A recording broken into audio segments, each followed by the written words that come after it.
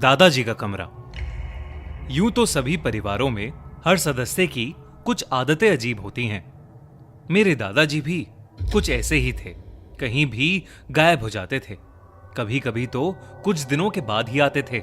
हाथ और पैरों पर अचानक ही चोटों के निशान दिखने लगते थे।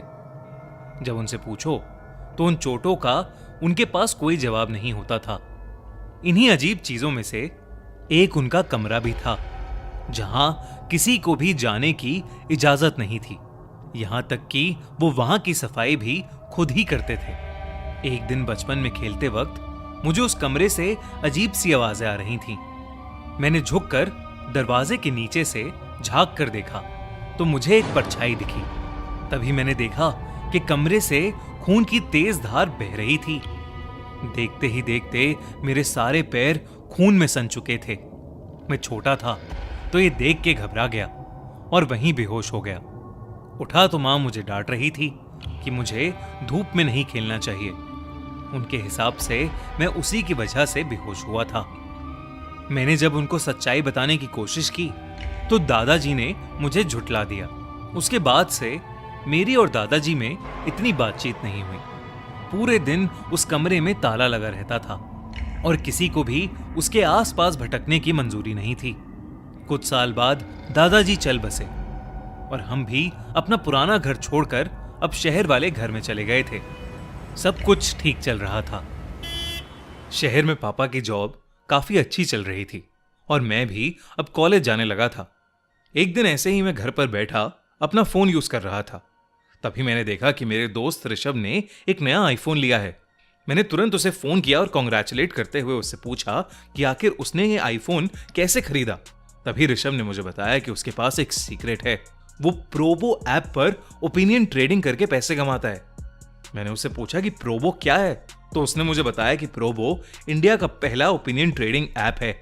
जिस कैटेगरी में भी किसी को इंटरेस्ट है, जैसे क्रिकेट, यूट्यूब, न्यूज, वो उस पर अपना ओपिनियन शेयर करके ट्रेड कर सकता है। अपनी नॉलेज के बेसिस पर अपना ओपिनियन दे सकता है और ओपिनियन देना बहुत आसान है। सिर्फ येस और नो में अपना ओपिनियन देना होता है। ऋषभ ने बताया कि प्रोबो एक ट्रस्टेड ऐप है और इस पर 2 करोड़ से भी ज्यादा यूजर्स हैं। इनफैक्ट उसने आईपीएल के ही मैच में एक ओपिनियन दिया और उसी में अपना नया आईफोन जीता। उसने मुझसे भी कहा कि आईपीएल के टाइम पर मैं भी सिंपल क्वेश्चंस जैसे क्या राजस्थान की टीम मुंबई को हरा पाएगी, ऐसे सवालों का जवाब देकर मैं भी लाखों रुपए के साथ साथ मर्सिडीज, महिंद्रा थार, आईफोन जैसे प्राइजेस प्रोबो पर जीत सकता हूँ। प्रोबो ऐप पर किसी भी यूपीआई के थ्रू इजीली अनलिमिटेड डिपॉजिट्स और अनलिमिटेड विड्रॉल्स भी कर सकते हैं। मैं ऋषभ की बात सुनकर काफी एक्साइटेड हो गया था और मैंने जल्दी से प्रोबो ऐप डाउनलोड कर ली। तभी मोबाइल पर पापा का कॉल आ गया। पापा ने कॉल पर बताया कि हमें कुछ काम से दादाजी के पुराने घर पर जाना है और हम अगले ही दिन दादाजी के घर के लिए निकल गए। करीब 10 साल बाद जब मैं उस घर में वापस आया तो मैंने देखा कि तब भी किसी के उस कमरे के पास जाने की हिम्मत नहीं हो रही थी। बचपन की जिज्ञासा के मारे मैंने हथौड़ी ली और उस कमरे पर लगा ताला ही तोड़ दिया। मुझे मन ही मन में खुशी तो बहुत हुई, मगर एक डर भी अंदर भर गया कि आखिर ऐसा क्या था जो दादाजी हमसे छुपा रहे थे। अंदर घुसते ही मुझे कई सारी अलमारियां दिखीं, जिनमें अलग अलग अजीब सी चीजें रखी हुई थीं। कई सारे कलश, कई लाल कपड़ों में बंधे ताले, चीनी मिट्टी के बर्तन और न जाने क्या क्या। कमरे के बीचों बीच दीवार पर एक बड़ी सी तस्वीर लगी थी। वो तस्वीर एक घर की थी जो नदी के किनारे बसा था। इतनी खूबसूरत तस्वीर को बंद कमरे में नहीं होना चाहिए था, तो मैं उस तस्वीर को वहां से उतार कर बाहर हॉल में ले आया और कमरे को खुला रहने दिया। लेकिन उस रात जब मैं सोया तो मेरी नींद एक बड़ी सी नदी के बीचों बीच खुली। मैं वहां कैसे पहुंचा ये सोचने का समय ही नहीं था, क्योंकि पानी का बहाव इतना था कि मैं अचानक से डूब रहा था। जैसे तैसे बच बचा के मैं किनारे तक आया तो हैरत ये हुई कि वहां वही घर था जो दादाजी के कमरे वाली तस्वीर में था। ये देखकर मानो मेरे पैरों तले जमीन ही खिसक गई। मगर दिल तब दहला जब मैंने थोड़ा दूर देखने की कोशिश की। वो घर बिल्कुल मेरे पुराने घर जैसा ही था, जिसके हॉल में मैं भी कुछ देर पहले सो रहा था। ये सब बस एक बुरे सपने के जैसा लग रहा था, जिसे तोड़ने के लिए मैं अपने घर की तरफ भागा, हाफते हुए। जब मैं उस घर के नजदीक पहुंचा तो एक गहरी सांस भरते हुए मैंने आंखें बंद कर लीं, इस उम्मीद में कि शायद यह भयानक सपना खत्म हो जाएगा। लेकिन तभी किसी भारी चीज से मुझ पर किसी ने हमला कर दिया। मैं जमीन पर गिर गया।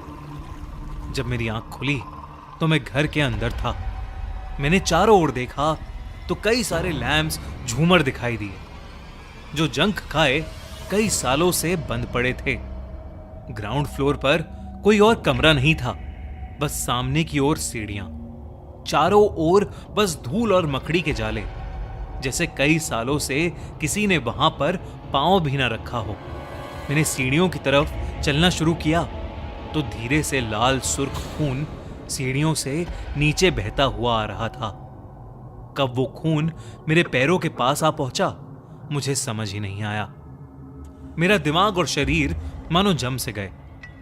मेरे दिमाग में बचपन का वही समय घूमने लगा जब दादाजी के बंद कमरे से खून बह रहा था। मुझे कुछ नहीं सूझा और मैं सीढ़ियों से ऊपर भाग गया। खून ठीक सामने वाले कमरे से निकल रहा था, वही दादाजी वाला बंद कमरा। जब मैंने नीचे से उसे देखा तो मुझे फिर से एक परछाई दिखी, जैसे बचपन में दिखी थी। उस कमरे से अब भी अजीब सी आवाजें आ रही थीं, लेकिन इस बार उस कमरे के दरवाजे पर कोई ताला नहीं था। मैंने जब वो कमरा खोला तो मेरे रोंगटे खड़े हो गए। मेरे सामने एक बूढ़ा आदमी बैठा था जिसकी पीठ मेरी तरफ थी और वो उस तस्वीर को ही देख रहा था। वो मुझसे बोला, मैंने तुम्हें यहां आने से मना किया था ना। वो आवाज सुनकर मैं डर गया। वो मेरे दादाजी की ही आवाज थी। डर के मारे मेरी चीख निकल गई और मेरी चीख सुनते ही उस आदमी ने अपनी गर्दन पूरी उल्टी घुमा ली। वो आदमी कोई और नहीं बल्कि मेरे दादाजी ही थे। वो बहुत ही ज्यादा भयानक लग रहे थे। उनके चेहरे की खाल लटक रही थी और उनके मुंह की हड्डियां दिख रही थीं। उन्हें देखते ही मैं कांपने लगा और मुझे फिट्स पड़ने लगे। कुछ ही पलों में मैं बेहोश हो गया। आंख खुली तो मैं अपने घर में वापस आ चुका था। मेरे घर वाले अब भी चैन से सो रहे थे। मैंने अपने पैरों को देखा जिनमें अब खून की जगह कई सारी चोटें थीं और वो तस्वीर मेरी आंखों के ठीक सामने मुझे दिख रही थी। मैंने सुबह होते ही उस तस्वीर को अंदर रखा और दादाजी के कमरे को बंद कर दिया। जब मैंने अपने माँ पापा को पूरा किस्सा बताया तो पहले तो उन्होंने मुझे कमरा खोलने के लिए बहुत डांटा। फिर बाद में बताया कि दादाजी को भूत दिखते थे और वो अपनी तंत्र मंत्र की विद्या से लोगों के अंदर से भूत भगाते थे। वो चोटें उन्हें उसी वजह से आती थी और इसीलिए वो अपना सारा तंत्र मंत्र का सामान उस कमरे में बंद रखते थे और किसी को भी वहां जाने की इजाजत नहीं थी। ये बात सुनकर मेरे होश उड़ गए थे।